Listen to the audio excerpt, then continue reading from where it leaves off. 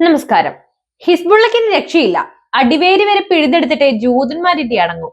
ജൂതന്റെ രോമത്തിൽ തൊട്ടാൽ പൊള്ളുന്ന സമയത്താണ് വെല്ലുവിളിയുമായി അവർ രംഗത്തെത്തിയത്. എന്നാൽ ഇപ്പോൾ പുലിവാല പിടിച്ച പോലെയാണ് അവരുടെ സ്ഥിതി. എന്താണെന്നല്ലേ? പേജർ ആക്രമണത്തിൽ വിറച്ച ഹിസ്ബുള്ളയെ വിടാതെ IDF. ലെബനനിൽ തുരുതുരാ മിസൈൽ ആക്രമണവും അതോടൊപ്പം 200ഓളം മരണവുമാണ് ഇതുവരെ റിപ്പോർട്ട് ചെയ്തത്. അതോടൊപ്പം തന്നെ 700-ലേറെ പേർക്ക് പരിക്കും റിപ്പോർട്ട് ചെയ്തിരിക്കുന്നു.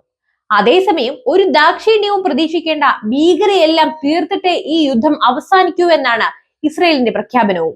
ഹിസ്ബുള്ള ഉപയോഗിക്കുന്ന കെട്ടിടങ്ങൾക്ക് സമീപത്ത് നിന്ന് മാറാൻ ആവശ്യപ്പെട്ട് ടെക്സ്റ്റ് ബോക്സ് മെസ്സേജുകൾ ലഭിച്ചുവെന്ന് തെക്കൻ ലെബനനിലെ താമസക്കാരെ ഉദ്ധരിച്ച് BBC റിപ്പോർട്ട് ചെയ്തിട്ടുണ്ട്.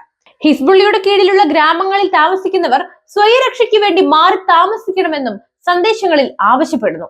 നേരത്തെ ഇസ്രായേൽ സൈന്യത്തിന്റെ വക്താക്കൾ സാമൂഹിക മാധ്യമങ്ങളിൽ പങ്കുവച്ച മുന്നറിയിപ്പുകൾക്ക് സമാനമാണ് ഈ സന്ദേശമെന്നും BBC റിപ്പോർട്ടിൽ പറയുന്നു. ഇത്തരത്തിലൊരു സന്ദേശം തന്റെ ഓഫീസിനും ലഭിച്ചതായി ലെബനൻ ഇൻഫർമേഷൻ മന്ത്രി അറിയിച്ചിട്ടുണ്ട്. 80,000-ലേറെ ഇത്തരം കോളുകൾ വന്നതായി ഔദ്യോഗിക ടെലികോം സേവനദാതാക്കളായ അഗറോ അറിയിച്ചു. 300 ഹിസ്ബുള്ള ഒളിത്താവളങ്ങൾ കേന്ദ്രീകരിച്ച് തിങ്കളാഴ്ച നടത്തിയ വ്യോമാക്രമണത്തിൽ 100 പേർ കൊല്ലപ്പെടുകയും 400 പേർക്ക് പരിക്കേറ്റതായും അധികൃതർ അറിയിച്ചിട്ടുണ്ട്. മേഖലയിൽ ഒരു വർഷത്തോളമായി നടക്കുന്ന ഏറ്റുമുട്ടലിൽ ഏറ്റവും ഉയർന്ന പ്രതിദിന മരണക്കണക്കാണ് റിപ്പോർട്ട് ചെയ്തിരിക്കുന്നതെന്നും അധികൃതർ വ്യക്തമാക്കി.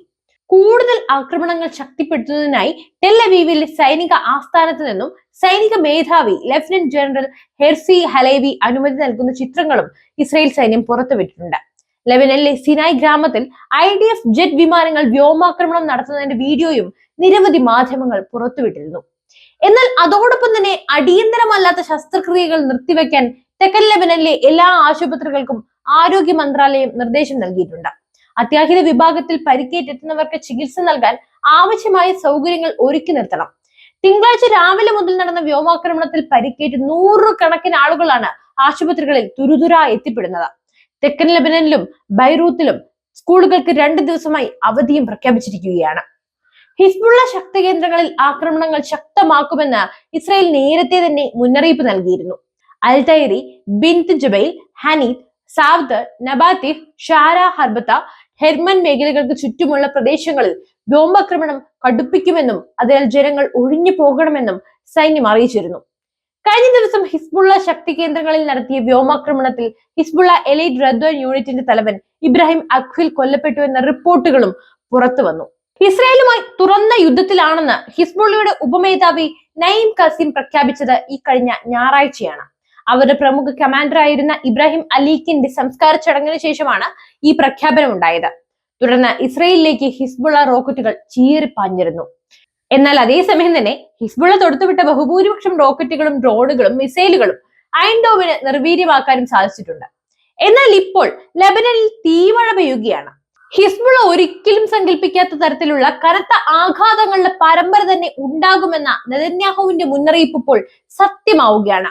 വടക്കൻ അതിർത്തി പ്രദേശങ്ങളിൽ നിന്നും ഏതാണ്ട് 63,000 പേർ സുരക്ഷിത കേന്ദ്രങ്ങളിലേക്ക് മാറിയിട്ടുമുണ്ട്.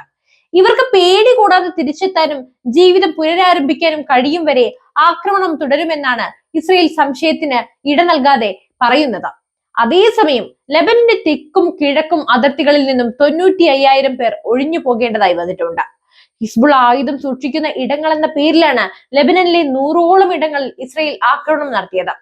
കഴിഞ്ഞ ഒരു വർഷത്തിനിടെ ഇരു സേനകളും തമ്മിൽ നടന്നിട്ടുള്ള ഏറ്റവും വലിയ ആക്രമണങ്ങൾക്കാണ് പശ്ചിമേഷ്യ നിലവിൽ സാക്ഷ്യം വഹിച്ചുകൊണ്ടിരിക്കുന്നത്.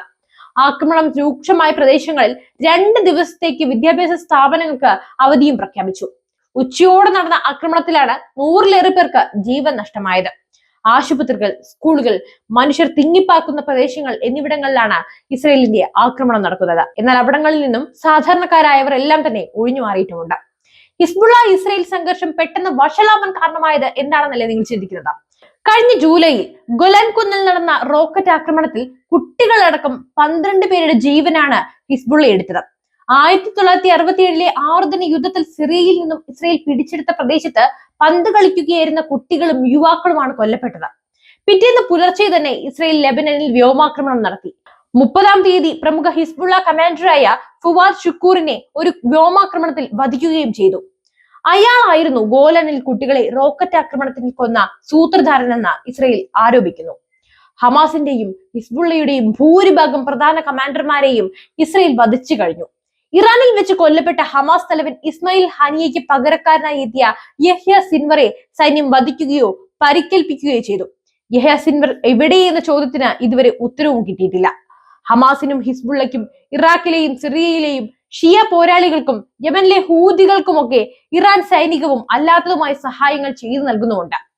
ജൂതരാഷ്ട്രമാവട്ടെ ലെബനനിലെ ഹിസ്ബുള്ളയുടെ അടിവേര് മാന്തും വരെ യുദ്ധം തുടരുമെന്ന വാശിയിലുമാണ്.